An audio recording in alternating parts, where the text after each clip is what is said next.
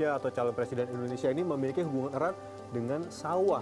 Ini sejumlah kisah dan kebijakan mengiringi perjalanan masa kepemimpinan masing-masing. Dari Soekarno hingga Jokowi, sawah ini nyaris dijadikan medium untuk mendongkrak citra sekaligus memuluskan kebijakan politik. Ya, apalagi tahun politik seperti ini nih, dalam kunjungan kerja ke daerah Jokowi atau mungkin sebutlah misalnya Sandiaga Uno, calon wakil presiden, ini mendatangi petani yang tengah menggarap sawah.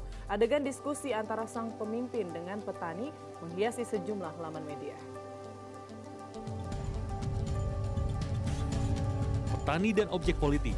Mungkin kalimat ini terkesan absurd, namun politisasi petani terjadi sejak Republik Indonesia belum berdiri. Ketika Indonesia merdeka, petani berada dalam lingkaran politik. Orde Lama dengan Soekarno sebagai penguasa melahirkan kaum marhaen, simbol petani dan rakyat kecil. Bahkan, marhaen cenderung menjadi ideologi politik. Orde Baru di bawah kekuasaan Soeharto, petani menjadi objek politik untuk ideologi pembangunan. Sementara Susilo Bambang Yudhoyono juga kerap melakukan kunjungan ke areal persawahan ketika masa kepemimpinannya. Dalam 5 tahun kepemimpinannya hingga sekarang, Jokowi mengeluarkan beberapa kebijakan kontroversial tentang ketahanan pangan termasuk sawah. Ia melanjutkan proyek presiden sebelumnya dengan membuka ribuan hektar sawah di Papua yang secara kultural tidak dekat dengan budaya sawah. Mula-mula proyek menargetkan 2,5 juta hektar lahan, tapi Jokowi mengubahnya menjadi 1,2 juta hektar.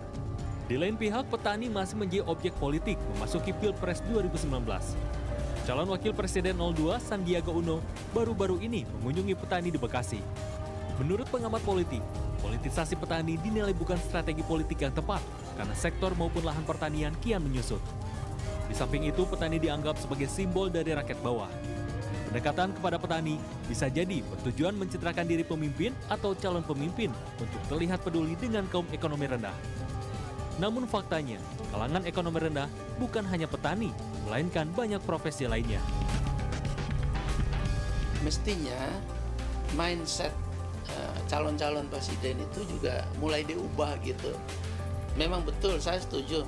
Jangan hanya masuk ke sawah atau mendatangi petani.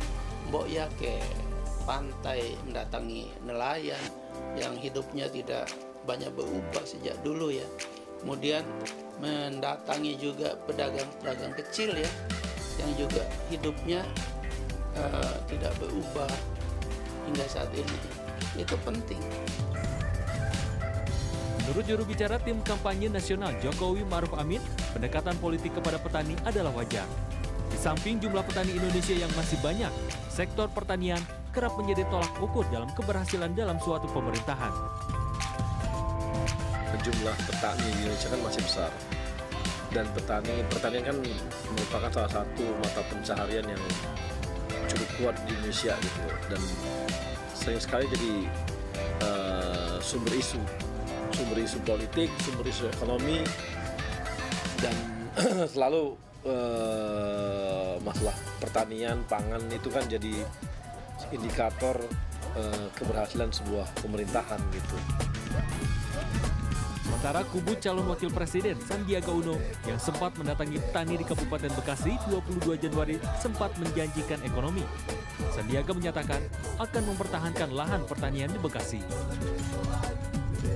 Datang ke sawah ke Bekasi itu bukan bagian dari pencitraan, tapi bagaimana menyerap aspirasi masyarakat, aspirasi petani, sehingga setelah berkuasa nanti Pak Prabowo dan Bang Sandi bisa langsung bekerja, memperjuangkan apa yang diminta oleh para petani.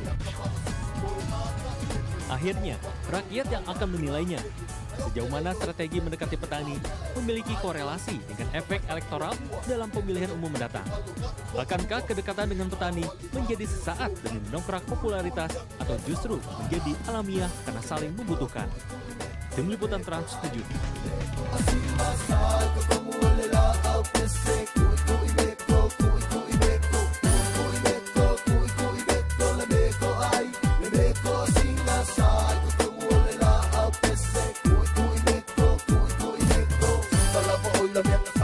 Right.